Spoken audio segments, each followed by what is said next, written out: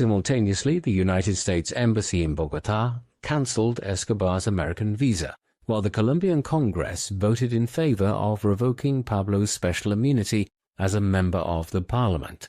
As a result, he decided to step back from the political arena, aware that his plan to try to acquire greater protection from prosecution by entering politics had actually had the opposite impact, and on the 20th of January 1984, he resigned his seat in the Colombian Chamber of Representatives in a letter which stated that, "I will continue to fight against oligarchies and injustices, and against backroom deal-making, which continues to nurture a blatant disregard for the people's needs, and especially against demagogues and dirty politicians, who remain indolent in the face of the people's suffering, but are always on the alert when it comes to divvying up official power."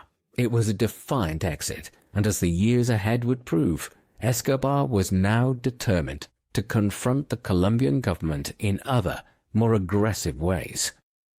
On the 30th of April 1984, 3 months after Pablo's resignation from the Colombian parliament, the Justice Minister, Rodrigo Lara Bonilla, who had made it his goal to prosecute Escobar and Colombia's other main traffickers, was sitting in his car in traffic in the streets of Bogotá when a Yamaha motorcycle pulled up next to the vehicle.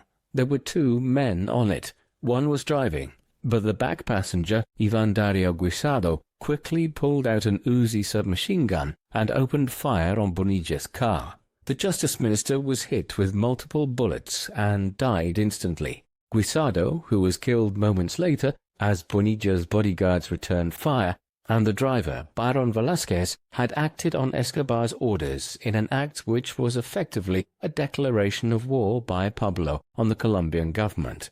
And it was viewed as such by the authorities, which now moved to fully implement the extradition treaty with the United States.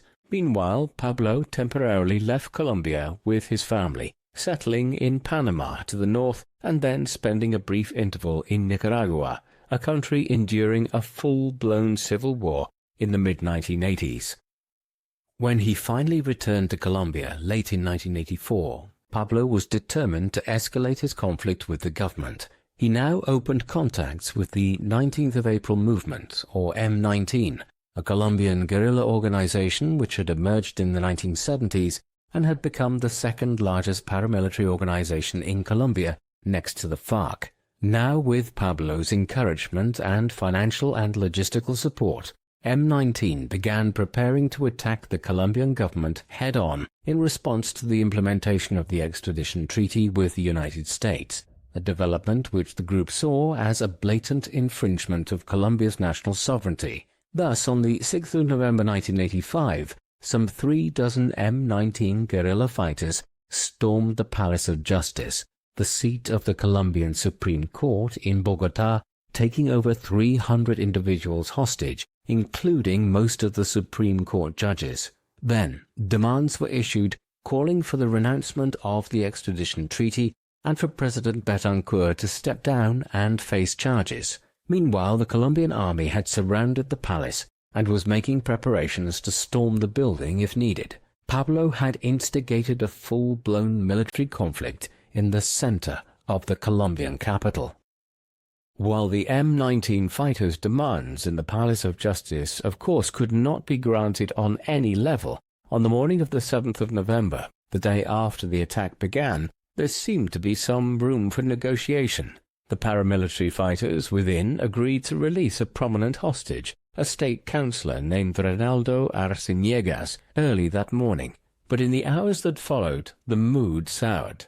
Then, just after lunchtime, at 2 p.m., General Jesus Armando Arias Cabrales, the commander of the army divisions outside, ordered the storming of the building. In the hours that followed, nearly 100 people were killed inside the palace, including nearly all of the M19 fighters and half of the 24 justices of the Colombian Supreme Court.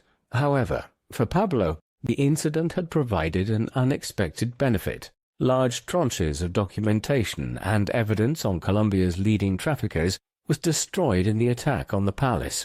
It was believed but these had been deliberately burned by the M19 fighters within to aid Escobar in escaping charges. But it now seems more likely that these had accidentally been destroyed by a fire which broke out as a result of the explosives which were used by the army to break into the building.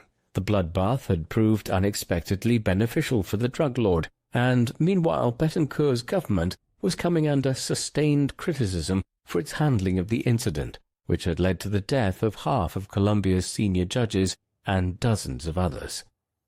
In the aftermath of the attack on the Palace of Justice, Colombia's politics began to shift in ways which would have implications for Escobar, his family, the Medellin cartel, and indeed the drug traffickers throughout Colombia. Betancourt was badly damaged by the handling of the siege, and in August 1986, Virgilio Barco won a comfortable election victory to replace him as Colombia's 27th president. And the Barco government adopted an even tougher stance against Escobar and the cartels than that of Betancourt. An indication of this was given in January 1987, months after coming into office, when police units intercepted a convoy of Escobar's cars and jeeps moving from Hacienda Nápoles to a safe house in Medellin. Pablo was traveling separately to his wife and children, so he was not apprehended, but Maria and the children Juan and Manuela were arrested and held in a cell for several hours until Pablo's lawyers were mustered to have them released. It was an indication of the new government's willingness to strike at Escobar in any way they could, and a symptom of the intensification of the conflict between the trafficker and the Colombian government. The Colombian government was not Escobar's only antagonist in the mid to late 1980s. In the late 1970s, just as the Medellin cartel was developing under Pablo's auspices, a separate cartel had emerged in the city of Cali in southwestern Colombia, run by the Orejuela brothers Gilberto and Miguel, José Londono and Helmer Pacho Herrera. At first, the two cartels collaborated with each other, often acting in shared interest to circumvent any legal problems in Colombia and to launder their money abroad, while there were agreements put in place to divide up certain parts of the cocaine market within the United States. However, tensions escalated in the mid-1980s, in part brought about by efforts by Rodriguez Gacha, one of the senior members of the Medellin cartel, to muscle his way into the New York City market, an area which Medellin had typically ceded to Cali. By late 1987, an open war was in effect between Medellin and Cali, with rampant murders and numerous bombings, while the latter in 1988 even succeeded in detonating a car bomb outside Escobar's house. All of this just added to the array of problems facing Escobar in the late 1980s, and the war with the Cali cartel would continue in varying levels of intensity for the remainder of Pablo's life.